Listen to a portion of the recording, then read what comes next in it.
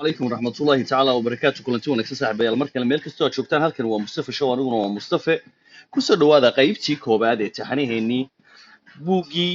halgan iyo hagardaama ee uu qoray Allah u naxariistay madaxweynihii hore ee Soomaaliya iyo asaasihii dowlad goboleedka Puntland Cabdullaahi Yuusuf Axmed sidee ayay noloshiisu ku soo bilaabantay kadib ciidamadana goormo ayuu ku biiray 1950kii ayaa magaalada iigu horeysay buu yidhi Cabdullaahi Yuusuf Axmed Allah u naxariistay waxaanu ku dhaygagay buu yidhi dhismayaasha waaweyn ee dhagaxa laga dhisay wadooyinka dhaadheer dadka tirada badan ee dariiqada isku dhaafaya dukaanada iyo suuqyada wax lagu gadanayo oo aanan weligay arag meeshu waa galkacyo iyadoon raalli layga ahayn baan walaalaha iyo ilmaadeeraday soo raacay kuwaas xoolo iiba magaalada u soo waday waxaan ahaa buu yidhi sanadkaasi 16 jir sanadku waa 1950kii waxaa xoolaha waday afar nin oo aan labana walaalanahay labana ilmaadeernahay raggaasi waxay ahayd niman xoog leh waxaana la kala oran jiray Axmed Yuusuf Axmed Yey oo lagu naanaysi jiray dhiig sokeeye aadan Yuusuf Axmed Yey Cabdulle Guleed Yey iyo Cabdi Guleed Yey markii xoolaha aanu gadanay kuna dhex jirno gadashada badeecadihii naloo soo diray ayaanu aragnay meel lagu xoonsan yahay halkaasi oo sarkaal dhar cad iyo saraakiil Soomaali ah oo la socotay ay dad kula hadlayeen meeshii ayaanu tagnay oo waxaan ogaanay in goobta askar laga qoranayo ninkii askari aba kor ugu dhawaaqayay yaa doonayay inuu askari noqdo raggii la socday gacmaha ayay dhammaan kor u taageen anigu wali ma aanan garan waxa laga hadlayay balse agtooda ayaan taagnaa afartii la socotay markii ay gacmii taageen ayaa loo yeeray waxaana la istaajiyay meel xoogaa iga durugsan anigoo meeshaydii taagan buu yidhi Cabdullaahi Yuusuf Axmed Allah u naxariistee ayaa mid ka mid ah askartii ninka cad la socotay ii yimid waxaana uu weydiiyay inaan rabo inaan askari noqdo iyo in kale askariga isagoo tababaryadayda yaraantayda u jeeda ayuu si dadban waliba igu dhiirigeliyay inaan askarta isqoro show waqtiga ayaa ku dhacay hal qofna waa uu ka dhiman yahay tiradii guud ee laga rabay inay ka qortaan magaalada Gaalkacyo anigoon arrintaa ku adkeyn run ahaana si fiican u garanay buu yidhi Cabdullaahi Yuusuf Axmed Allah u naxariistee waxa laga hadlayo ayaan iska ogolaaday inaan askari qorto askarinimada uma aanan yeelin oo kaliya codsiga askarigii ii soo jeediyay ee waxaan ka xumaa inaan ka haro raggii la socday ninkii waa uu iga tagay waxa uu la faqay sarkaalkii caddaa kaasi oo dabadeedna madaxa ruuxay anigoo u jeeda madax ruuxadaasi waxa ay la muuqatay in askarinimadeydii la ogolaaday markii ogolaanshihii uu soo helay buu askarigii dib igu soo noqday oo igu yidhi yarow soo raac raggan intii aanan meeshii ka teginaya raggii iga waaweynaa waxay xiriir la yeesheen dad aanu xigtanahay oo magaalada deganaa kuwaasi oo reerka ay ugu sii dhiibayeen buu yidhi badeecadihii iyo adeegii kale ee aanu magaalada uga baahnayn waxaan ahaa nin da'yaroo reer baadiye ah sheekadoodayaashana ma aanan dhagaysan jirin laba sababood awgood waa tan hore waxaan ilaalin jiray geela oo mararka qaarkoodna sumaba aan hoyan jirin mararka aan soo hoydana waxaan iman jiray aniga oo daalan dabadeedna waan istuuri jiray tan labaad dhaqanka ayaan ii ogolayn inaan odayaasha la fadhiisto oo miyiga iyo dhalinyarada caadiyan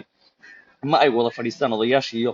guryaha golaha shirarka markii aan askarta qortay ayaa indhihii ii furmeen oo wax badan ayaan dalka iyo dadkaba dunidaba ka ogaaday waxaanan gadaal ka ogaaday in muddo 10 sano ah 3 xukun ay dalka isu bedeleen waa Talyaaniga oo Soomaaliya gumaysi ku haysan jiray waxaana jawayn uu ka soo gaaray dagaalkii labaad kaasi oo keenay 1941kii dalka in laga saaro waxaa dabadeedna dalka la wareegay maamulkii ciidankii Britain ee loo soo gaabin jiray British Military Administration maamulkaasi oo uu 1950kii xilkii kala wareegay maamulkii wasaayada Talyaanigu ummadaha midoobay ama waxa loo yaqaan qaramada midoobay shirkoodii ku saabsanaa sidii laga yeeli lahaa dalalkii uu Talyaanigu gumaysan jiray ka hor dagaalkii labaad ee dunida oo ay ka mid ahaayeen Soomaaliya, Liibiya iyo Eritrea waxay go'aamiyeen in muddo 10 sano ah oo u dhaxaysa 1950 ilaa 60 Soomaaliya wasaayad ahaan Talyaaniga loogu dhibo maamulka wasaayada Talyaaniga ee Soomaaliya sidaas ayaana qaramada midoobay iyaga oo ka duulaya dana siyaasadeed oo caalami ah aanay u tixgelinin codsigii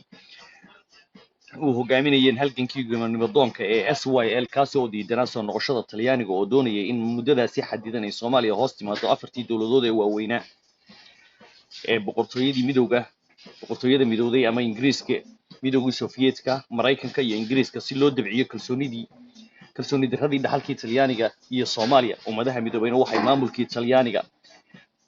feer dhigeen gole la tashi oo ka koobnaa Philippine Masar iyo Haiti Talyaanigu markii uu dalka ku soo noqday waxa uu durbo go'aansaday inuu dib u dhiso ciidamadii Soomaaliyeed oo dagaalkii labaad ee adduunka lagu burburiyay talaabadaasina waxay keentay imaatinka guddida ciidanka oo Gaalkacyo askar laga qoranayo sidaas baana iigu suura gashay buu Allah u naxariistee madaxweynihii hore ee Soomaaliya Cabdullaahi Yuusuf Axmed in aan askari noqdo ama ka mid noqoshada ciidankii ugu horreeyay ee Soomaaliya loo cusub ay yeelato sida la ogyahayna gumaysigu wuxuu Afrika ku haystay askar iyo odayaal kuwaas oo dhinaca kharashka uga yaraa ciidanka iyo saraakiil rayid ah oo Yurub laga keeno oo deegaamada oo dhan lagu daadiyo dhinaca kalena aad iyo aad buu ugu habboonaa sidii uu xukunkiisa ugu faafin lahaa dalka oo dhan hab gumaysigaasi waxa uu ku caanbaxay xukunka dadban ama waxa loo yaqaano indirect rule